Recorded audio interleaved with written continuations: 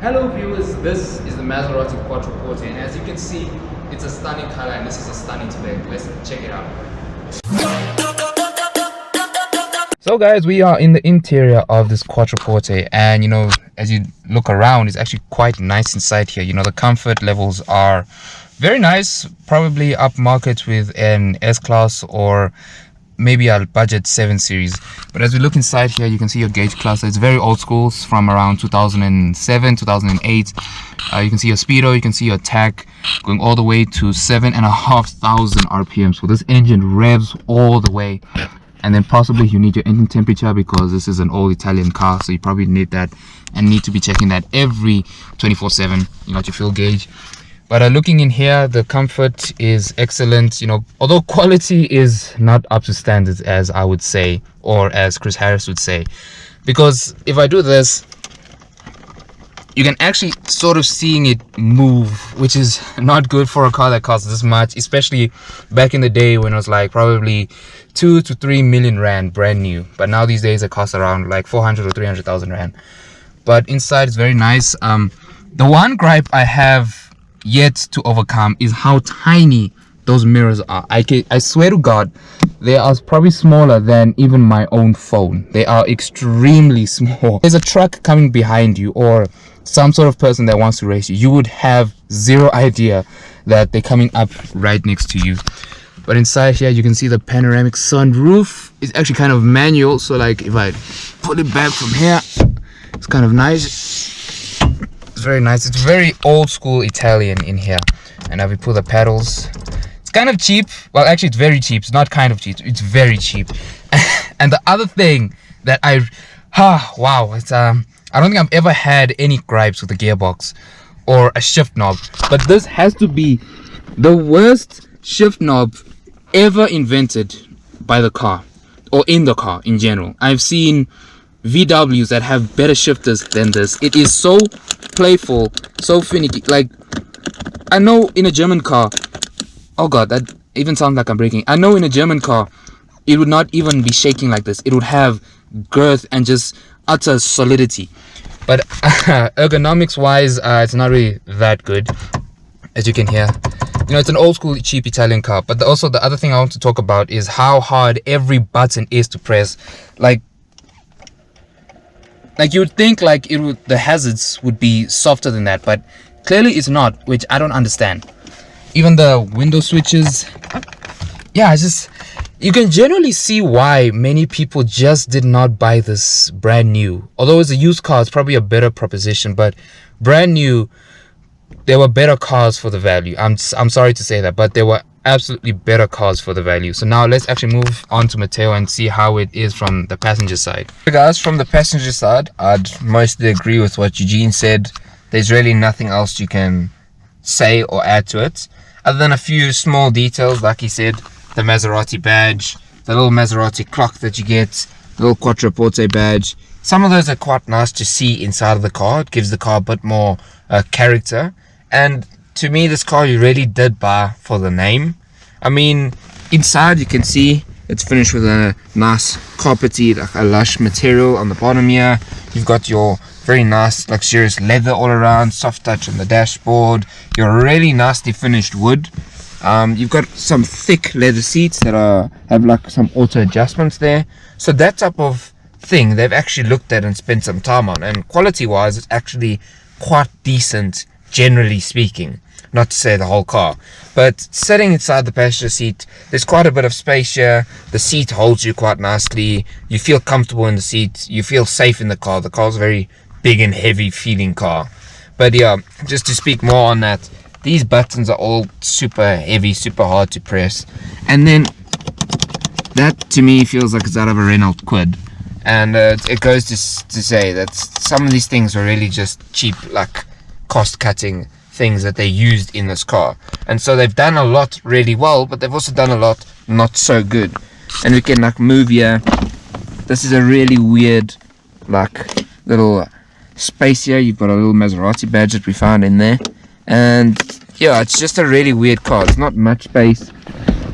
This is probably my favorite part of the car so far, is this old styled telephone that you have inside of your car But it actually looks quite nice. So that was quite pleasing to see, quite funny to see, if I could add. Then you have a cup holder here, which is actually an excuse for anything that should be called a cup holder. And I mean, this comes off, but you're still left with a big screw there. So I don't know if it actually is a cup holder, but if it is, it's an excuse for one. So now I think we should move to the back and see how this car feels in the rear. Okay guys, I'm now in the rear of the car, which I must say is quite spacious. You've got a lot of space in here. This is all really nicely finished seating wise. The floor is nicely finished. You've got a nice lush finish on the top as well. It's quite a bit of space. They've got this, which you'd find in the older 7 Series or old S-Class Mercs. It's this little window visor over here. And everything just feels quite nice in here. It does feel quite comfy. And I must say, we've got to add, while sitting in the front of the car, that the car's actually very quiet inside, which makes sense because it's a big, heavy, old Italian car. And so it really is well made to a certain point, but not the best that it could be. And so I'd like to touch on, like, let's say this. And if you see this, it doesn't even close. So I don't know what they were thinking. It was a nice thought, but they didn't think it through properly. And it's all just a bit weird to have here. This is quite nice to have, but it's a bit small. I mean, like, I don't know how you'd use it. It's not going to really work in the modern day time. There's really better cars to get with it. And then we get back here, and it's the same cheap plasticky quality that they've taken a couple shortcuts with. There's a little extra here for some more storage space for coins and so on. So generally, the back of the car I'd actually prefer to the front of the car because of the space and all. And then you'd like to just see, I'd like to add the little Maserati logos and emblem you get on the actual car. On the seats, I should say, on the head part of the seat.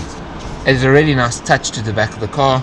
You've got your lighting, and so yeah, you've got actually also, we've got to speak about, this has that old Aston Martin Bentley styled little handles here to get in and out of the car. So I can see what they've done. They've really tried to go upmarket in a sense, to almost rival the Bentleys inside. But at the same time, they don't want to overprice the car, and so have taken a lot of shortcuts quality-wise and cost-wise with these little plasticky bits and stuff, which they really didn't need to do, because otherwise the car is actually really nice. I mean, we'll get to the looks and the engine, which is where this car really shines, but again, I'd say this is a car that you truly buy for the name. Alright, now we've reached the rear end of this car, and we had to open up the boot or the trunk for those of you who are in America, and it's not very big. I'm pretty sure a 458 or a 650S has about the same luggage capacity in the front of their configurations. So I'm finding it hard to talk nice words or say nice words about this, but it's just not up to standards with possibly a 7 Series or a Bentley Arnage or something like that from the time.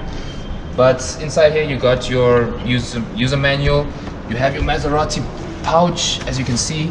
It's actually kind of nice. I don't know how much this would sell for on Craigslist. And if you open here, you got your spare tire, spare wheel. Not much in exciting things, but if we close here, and it's very hard, as you can see, to close here. If you close the trunk or the boots, wow, that closes very vigorously. You can actually see the styling of this car. It's a very nice, it's a nice light blue. It's very nice lighting. Kind of like this. Kind of reminds me of the old Maserati GT, the two-door coupe that was alongside this in the late 2000s, early 2000s. And you can see the 2 exhaust pipes. We'll start it for you in a bit. But the styling of this is kind of subtle. You know, it kind of flies under the radar. As like you can also see the Maserati badge. I actually kind of like this. This is really cool. I think I'll buy this just because of this badge and how it looks.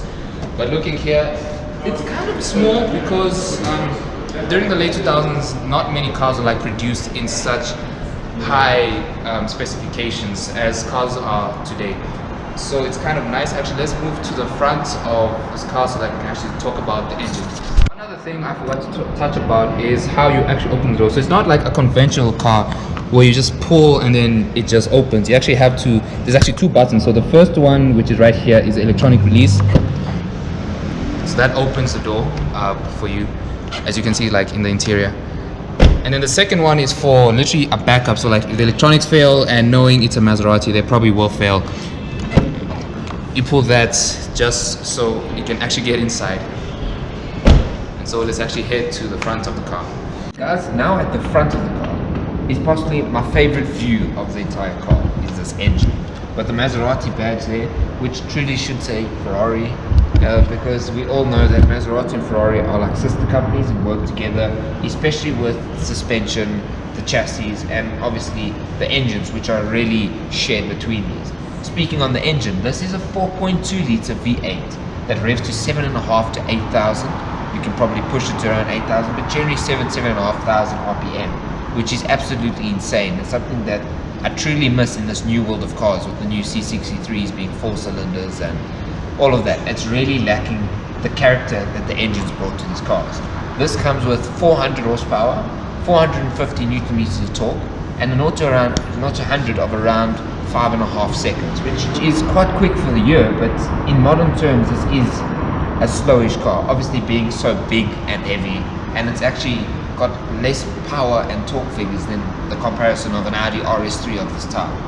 But I must say that this is a stunning view to see at the front of the car, and probably the reason why I'd buy the car other than the name Maserati is for this pure, magnificent, art-worthy engine that you get here at the front. I had forgot to add this, but actually, as you can see, this is a front mid-engine car. So theoretically speaking, this is actually a mid-engine car, and this is why many reviews of the car say that this performs really well with handling, and that's because of its balance. You can see the engine is slightly over the front axle.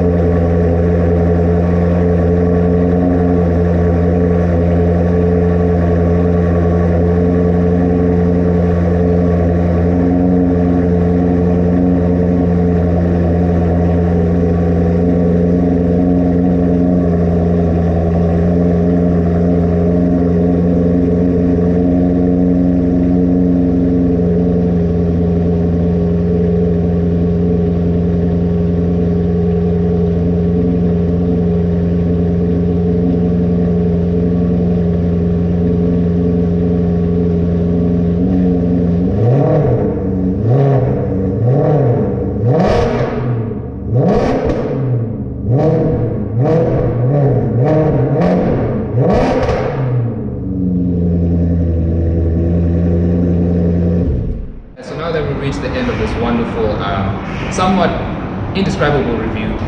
Yes, there's a lot of negative things about this car, especially about the interior and some of the ergonomics that it has. But I think after you heard that, it still has that Italian soul inside. I mean, it was popping and banging, more like an Italian V12. And this is just a V8. Imagine a V12. That would be absolutely epic. And one other thing I also wanted to touch on is that when you Google this car, a lot of what comes up first is mainly negative.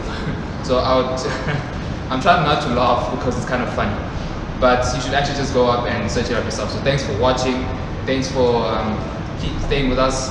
Please like, comment, subscribe, turn on post notifications, and we'll keep coming back here and possibly do something else. So see you next time.